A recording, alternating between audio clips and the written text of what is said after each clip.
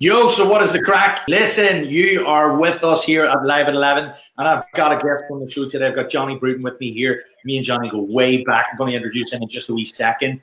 And we're going to be talking about how he went from social welfare, no shit, this is a fucking true story, social welfare, to launching now 2 gyms. It's incredible. I can't wait to bring him on here. First thing I want to say, though, is that he's going to have an amazing opportunity that he's going to share with one of you guys so that you can actually join his team in Dublin. So listen, we're going to be sharing that at the end of today's interview once we hear the whole philosophy and the stuff that's the journey that's been what has turned into smart training. The last thing I want to say is that if you have any questions for Jonny Bruton or myself, make sure you get them into the comment section right now, and we'll answer them towards the end at the minute. So that's the fucking formalities done. Jonny Bruton, what about you? What about you? How the fuck are you, mate? 2011, huh? Bring me back, baby. Fucking hell, yeah, it was 2011 with me, Matt, wasn't it? Oh my goodness. Great to be on your show, man. Yeah, it's fucking good to have you on. Yeah, thanks very much. Well, let's start exactly right there, because for the dudes watching this, they've no idea about how we ended up meeting. So let's talk, like, what the fuck was going on way back then? Oh my goodness. I was so I got into the industry. I did a crappy fitness instructor's course. It's step aerobics. Remember them? Yeah. So I did a course with a different provider, and I knew there was more to the industry than that. I was like, there has to be more to helping people than just this. Got on Google, searched, found yourself, and obviously sold me within, as you do, within about probably 2 minutes, closed me. And I was one of your first students. There was 3 of us at the time, back in 2011, first student, and qualified from there. And I was just like, it opened my eyes to a whole new world. I think the PT industry was just starting to kick off then as well. So it was just getting big then. So 2011, where it all began, man, it was phenomenal. Just to think back, I love looking back, thinking 8 years ago where it all started from in Stephen's Place in town. Oh my goodness. Yep. Phenomenal. It was a totally different gym than the one sitting tonight. And like the maddest thing about it is when you guys left and you were my first 3 students, I was fucking sleeping on the floor. I remember. Oh my goodness. Coming in the morning, the sleeping bag, put away the bed quickly before everybody else came in. Fucking true story. Unbelievable. Oh my goodness. You gotta start somewhere, don't you, man? Yeah, 100%. Yeah, Feggy, you gotta appreciate the journey that you come from, and you've had some journey, and obviously we have as well. Like, so phenomenal. So let's hear about yours. Like, because you've said that you were on social welfare before all this kicked off. Tell us a bit about that. What were you doing before even the course? And so before, I was in Australia 2009, 2010 for a year, came back. My background, I'm an international hockey player. I'm not anymore ex-international, but I came back from Australia. I'm actually originally from Cork, so I moved to Dublin in 2010 through hockey. Like I couldn't even pay rent. So a hockey club that I was playing with at the time put me up. Basically I would play for them and I got rent free, and then started being like, right, what am I going to do with my life here? So obviously sport is my background, and I've obviously played to an elite level, but I've always wondered, how can I help people who don't want to be an elite athlete, just the average person who just wants to drop body fat and drop weight and tone up.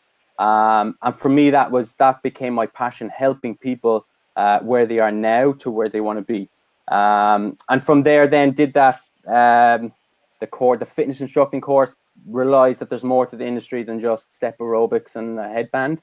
And then found yourself. So that then really opened up for me. So I was on social welfare. I was doing a bit of hockey coaching. Was on social welfare just to supplement my lifestyle, basically. And realized there has to be. I have to do something in my life. Do you know what? You just get a bit of a kick in the ass going, what am I going to do? I'm 20. What was I? I'm 31 now. So I was 22, 23 at the time. And I was like, what am I going to do? And I like literally back to the wall, because I tried college and I was hoping. I tried college actually 3 times and pulled out all 3 times because it just wasn't for me. And you know what? College is not for everybody. And I only realized that years later. Do you know what? It's not for everybody. It's great. Knowledge is important, and degrees, they're great, but not everyone has to go down that route. And I realized that that was not the route for me. So back to the wall, did the course, and then realized this is what I want to do. I have a super passion to, I guess, help people change. And I realized, you know what? I can make a business out of this. And yeah, that's a bit about the background from the social welfare. So I was on social welfare. Even when I started self-employment, the social welfare, I went on to the back to business scheme. So they help out if you create your own business. So I was still on it, man, for 3-4 years after that. So I've up until about 2013, just before I started smart training, actually, in 2013, I was on social welfare. I love the honesty, mate, because like a lot of people listening to this, maybe you're even thinking about doing a course, there's an awful lot of fear that holds you back, and especially if you're coming from a shitty place or you're in a place that you don't like, and then you see that there's this opportunity over here that you might love, but there is a lot of things that hold people back. What advice would you give to somebody who is kind of where you were and there's like fear holding them back from getting into fitness? Yeah, you have to put yourself out there. You do you know what? The biggest thing that I've learned over the last couple of years is don't worry what other people think. Everybody has an opinion, right? Block them out. Do what you need to do. Set your goals, set your targets. But if you have a passion for something, it does not matter what everybody else thinks. You go for that and you do what you want to do. And that for me was super important. Block everybody else, block the noise, and follow my passion. And then I started, so then to put that into, I guess, practicality, I started, I got a list together of all friends, Facebook, people who are Facebook friends, list of people on my phone, contacted everybody and let them know what I was doing. Because how else are you supposed to start getting people? They're the only network that I had at the time. So I said, get out there, let people know what I'm doing. I don't care what people think. If they're going to have negative comments, block them out. They're no good to me anyway. And just plow on from there. So yeah, I guess contacting everybody was a big thing, putting myself out there. Back yourself. That's another thing as well. I guess I would have learned a lot through sport as well. You have to back yourself and put yourself out there. That for me was massive. And be confident. I think I'll probably talk a little bit about as well, obviously sales in a little bit, but you have to be, you have to believe what you're giving to the person is valuable. Don't get caught up in figures or whatnot. You have to realize you're changing this person's life. That's invaluable, and money should not be an issue. Excellent. That is excellent advice. And that is another thing that I know trainers are going to struggle with, and I'm sure whenever you were doing your first sales, it's difficult to get the grips with, especially if you've never done it before. Like maybe you want to talk a bit about that, because I remember when you completed the course, actually you were personal training inside of my gym at the time. Yeah. And we did some work on sales and stuff, and you actually ended up getting some big clients. But that was frightening, right? Tell us a wee bit about the experience of sales and like actually when you turned from, having a job or employment to then actually having to make money yourself, and the things that you had to overcome, like fears of sales and money and stuff. How did that happen? Yeah, I mean, I suppose it's different from just learning about squatting, deadlifting. When you're out in the real world trying to make a living for yourself, and you're just like trying to make a sale, the person's right in front of you, and you're just like you're panicking. But I honestly owe a lot to you for the sales side of things, because you taught me I'm giving value to this person. So when we sat down and you talked me through everything and learned a lot from that, and I think we went through practice sales as well, man. Practice runs. And what I really realized early on was I am giving this person value. I'm changing their lifestyle. So money isn't an issue. I don't have to worry about, oh my goodness, what are they going to think about paying me, or how am I going to get the money, whatever. I realized I'm giving this person value. I'm going to change their life, and I value myself. I know what I'm giving is life changing. So that for me was massive. So I mean, as I said, getting a lot of help from you was good. That gave me then the confidence to go, I can do this. But look, you probably remember yourself, there's nothing better than getting your first sale. And you get across the line, and that confidence, you just go, woo. Yep, 100%. But hey, look, I bet you it hasn't all been plain sailing either. So like, could you talk about like what were some of the setbacks? Because now like you've went from like really starting off at the very beginning to where you are now, where you've got 2 gyms. So like, tell us a bit about the journey of launching 2 gyms and some of the setbacks you've had along the way. Yeah, so we launched Smart Training, the first in Churchtown, Dublin 14, back in 2013, so 6 years ago this year. And we launched Cork. I'm originally, so I moved back to Cork with my wife Sarah, and we just had our first child 13 weeks ago. The eyes struggling for sleep, man. So yeah, that's a whole new world, as you know. So yeah, we launched Cork then back in November 2018, so just gone. And yeah, I guess Smart Training's background is our philosophy is very much helping busy people with little time to look and feel their best. That was kind of that is the whole purpose behind what we do. And I guess in relation to setbacks, there's been no look. Every day is hard, right? Owning your own business, as you know, is not easy. There's always going to be crappy days. Let's be honest. But no major setbacks that were like, oh my goodness, we're going to have to close or anything like that. But what I do find hard in the industry is finding the right people for our clients, for our business, finding the right staff. Because for me, I obviously would have done the training a lot before, and I'm doing a little bit now down at Cork, but it's finding the right people who fit your team, who can relate to the clients. Because clients, they don't care about deadlifting. They don't care about squatting, right? They just want to know that you can relate to them and help change their lifestyle. And for me, finding the right people has always been very difficult. So the staff that we have are phenomenal. We've had one guy for 4 years. We've had another guy for 3 years. And our Cork guy's been with us since the start. So it's for us, the staff is very hard to find, but when you get them, and we go through quite a thorough process to make sure we get the right people in place. When we have them in place, we know we're on a winner there. But that would be finding staff is the hard thing for me personally. Gotcha. Well, look, that's another thing that you actually wanted to talk about here today, because you've an opportunity for somebody to join the team, and you've mentioned a couple of things there. You're saying the right person for the business. So, what is the kind of training style you guys do? Yeah. First, like what sort of stuff is important to you? Because I get what you're saying. Like clients don't really give a shit about deadlifts and snatches and cleans. It's us, it's us guys. Yeah, exactly. Yeah. Little kids. They just want the end result, you know. Yeah. But so, what is your training style, and what kind of guy are you looking for, and what's the opportunity? I know that's a lot, but yeah, no, that's fine. So what we look for is someone. Look, they obviously have to have a good background. Their cert has to be good, and that's why we always look for elite students first. Because, and for example, I give you one of your past students, John Smith. He joined us 3 years ago. He'd never personal trained after that. After he joined us, that was his first opportunity, and we saw something in him that, you know, we knew this was the right guy. He now 3 years later is our manager in Dublin, and he's on a full-time, nice salary and benefits. So look, it's for us, finding the right person is key. You don't have to have oodles of 10 years experience to get the right job.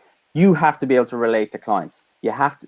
What I like about our staff and team is that they know everything about our clients, their kids, you know, what they're doing for the weekend, going above and beyond helping them, other than just, as I said, squatting, deadlifting, push-ups, whatever. Clients don't care about that. But if people buy people, and we've talked about this years ago when we were talking about sales, people buy people. They don't care what you're giving them. They just care that you can help them. And if they can relate to you, they're going to stay with you for a long time. Well, that's a cracker. We'll get back to that in a second. But like, I remember the first sale I think you ever had, which was quite a big one for you. I think it was probably your biggest sale ever. Yeah. Talked about it a little in the video last night. Yeah, that was that guy. Say it again. Sorry. You still got that guy? He's still right? Phenomenal. I got that guy right because going back to putting myself out there. Well, I made up business cards, crappy little business cards, right? I gave it to a guy at a social event at a hockey. He was the accountant of the guy that he gave. So he gave it to one of his clients. this client got on to me, met him in Stephen's place, in your place, and ended up selling himself, his wife, and then one of his staff came in who, and now 8 years later, that guy is still with me. And that for me is, look, it was a big package. I was delighted to get it. Getting that first sale over the line was phenomenal. But for me, what's more important is 8 years later, still with us. We're still delivering a good service, and he's gone through, like, we were in Stephen's place, as I said. Then we moved to Rathgar. I was renting out of a commercial gym. He followed me there. Then set up Smart Training in Churchtown. Followed me there, and he's referred on loads of clients and endless income I've got from obviously him, but like from all the referrals he's given me, and from the people who stayed on. So that, as I said, the most important thing is that we delivered such a good service, went above and beyond, made sure that he was getting the results, but also he was happy, he was coming in. And the change from training with me then to the other team, or to the other staff that we have in place, no problems, because we had the systems in place. He loved being in the environment, he loved the community, and he was never going. And I don't think he ever will, hopefully. You just fucking hit the nail on the head there. Like, there you go. You've got a system of training inside of Smart. And that's why when you've got the right member of staff and someone who fits the team, they will be able to produce results like you produce and create the experience that you want in Smart Training. That means people stick around and they refer their friends. And that's the kind of team you're looking for, right? Big time. And that's bang on. Going back to you saying there, just, you know, the training style. Like, we have loads of different exercises we give. I don't have a set training style. What we do is we promote a lifestyle. So we obviously do strength and conditioning exercises, but there's no like German volume training today. Like, that to me is just, I'm just not into that. But we just want to come in, we give them basic programs that can help them progress. And if it's too hard, we regress it. If it's too easy, we'll progress the exercise. But it's, and going back to that, you hit the nail on the head. It's the experience. If they can come in and have a great experience and leave feeling great, happy days, you've done your job. Yeah, I like that. Okay, well, what is this position that you've got in Dublin, and what kind of person are you looking for, and how do they apply? Right, so we have so we're looking for a third trainer in Dublin, in Churchtown, Dublin, and we're looking for, it's positions for 16 plus hours a week, with the view to going full time ASAP. Now, for me, as I said, we're looking for someone who is confident. You can be right. So I think you mentioned to me, you had some people just literally qualify on Saturday. You had 11 people pass the course. Happy days. We are looking for someone like that. As I said, our manager now, John, literally just qualified, came aboard 3 years later. He has grown and he is absolutely brilliant. So we are looking for someone, doesn't matter whether you have a year experience or no experience, we can fit you into our systems, we can train you, etc.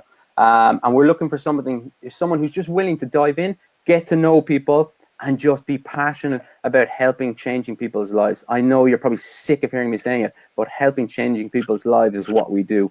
So we are looking for that right person who's super confident and wants to put themselves out there and wants to learn and is passionate about changing people's lives.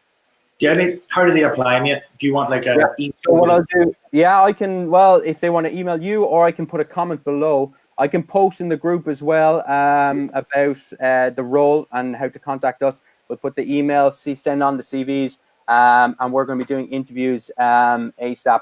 Actually, John, our manager, he'll be doing the interview, so he could be interviewing some people, which would be cool. But yeah, I comment below or post.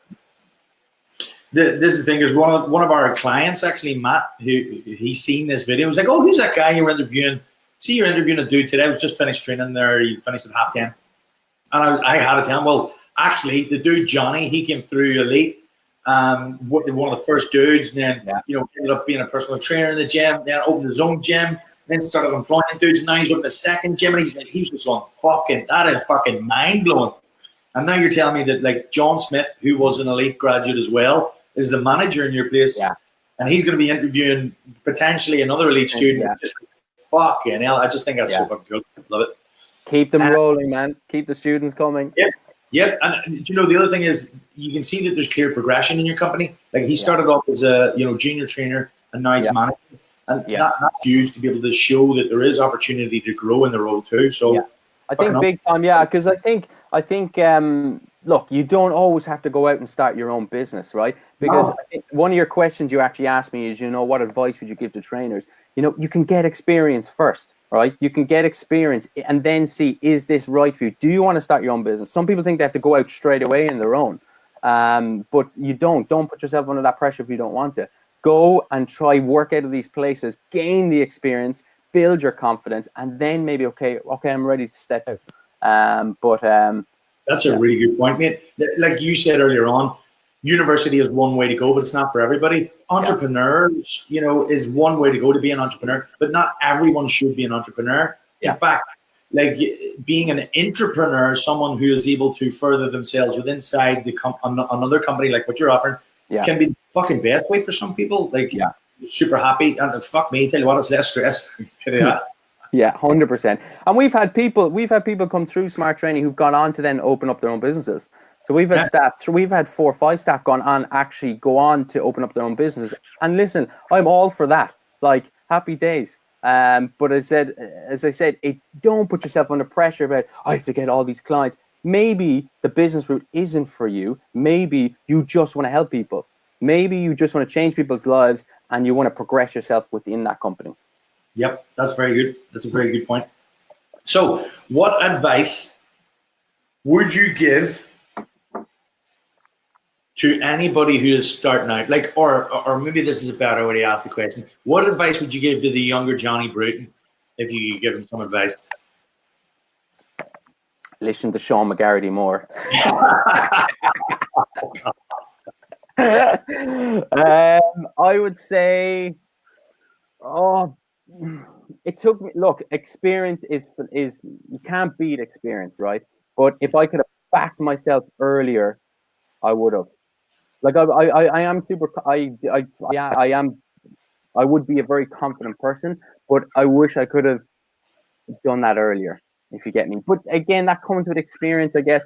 I would also say, put yourself out earlier. I was kind of humming and hawing, will I, won't I? And then eventually I was just like, screw this, put myself out there. And that's when I put my list together and said, right, I'm getting my name out there. I'm letting people know what I'm doing.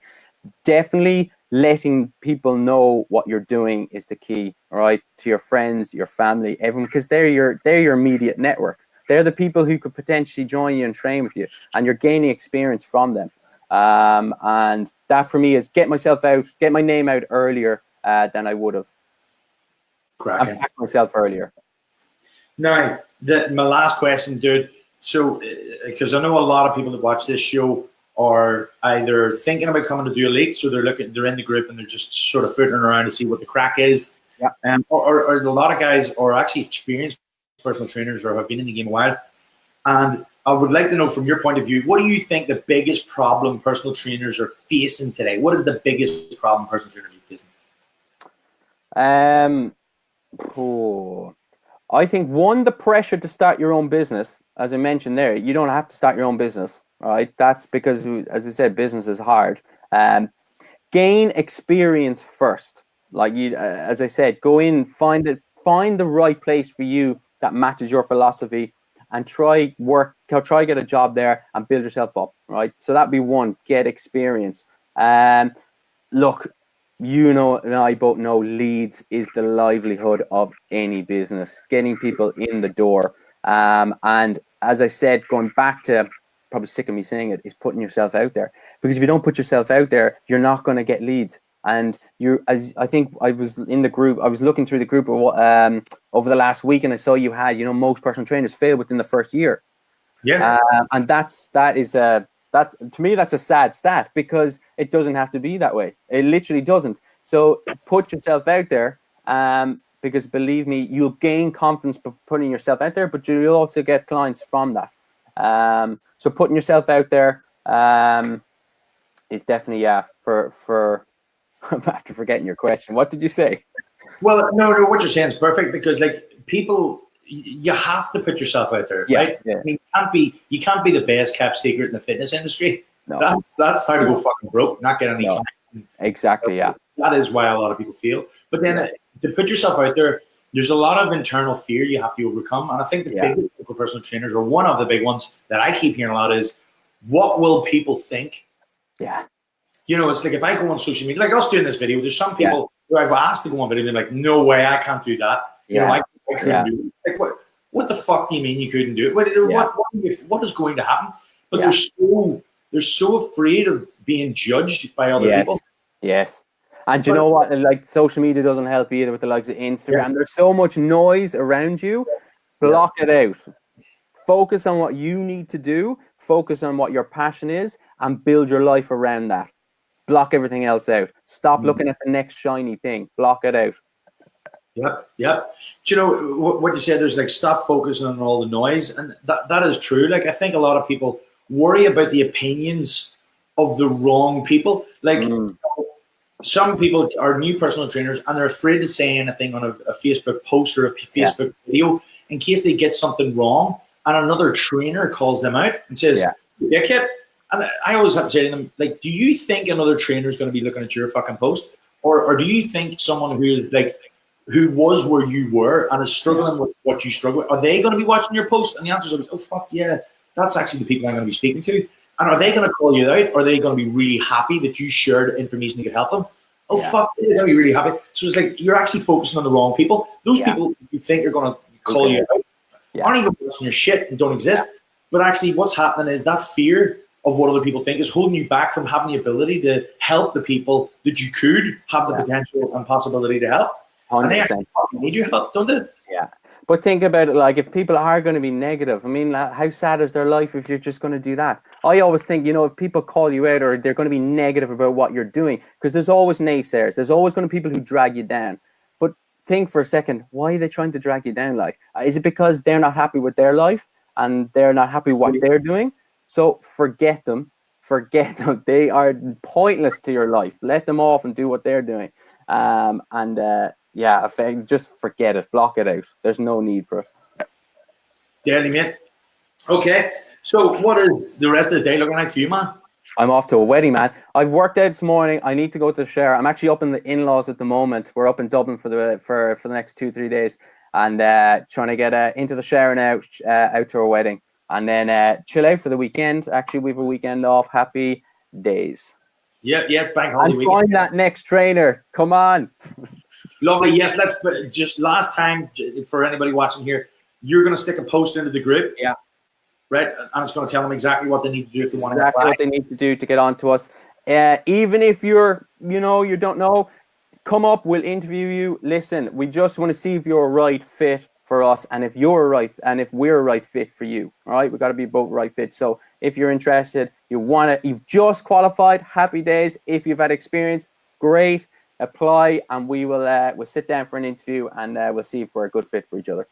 Awesome. At the very least, it's going to be a great experience. I mean, just fucking apply, people. I mean, just fucking apply. Get over that bullshit story you're telling yourself about whatever the fuck it is holding you back. Get your CV into Johnny. Go to the fucking interview. You will learn from it. A very worst thing that could happen is that you learn from the experience and get some feedback about what you need to do to improve as a coach. Like, fuck me, there is no lose here. No, there's no downside to this. You can only learn from this. No such thing as failure. You can learn from everything, every experience. Right? Or, fuck, you might even get the position. Fucking hell, you learn some shit, but you get the position. It's a fucking win-win. Happy days. Okay, dude. So we're kind of done. I think we'll leave it there, mate. Thank you very much for coming on the show. What a catch up, huh? Fucking mental. Still can't get over. Like, I'll meet you down at Howl at the Moon. Come on, back in the old days. Do you know this? Your course would have been finishing around about this fucking time. Yeah. Like, this is spooky. This is really fucking 9 years to the day, isn't it? That is weird. What the fuck? It genuinely is, like. Oh my goodness. Yeah, that's right. We used to go to Howl at the Moon when we were finished the course. Sign me off with a wolf. Come on. It's wolf with fucking hell. Love it. Good, Johnny, man. Great to be on, man. Have a great weekend. Thanks everybody for watching. We'll see you on next week's Live at 11. Sweet.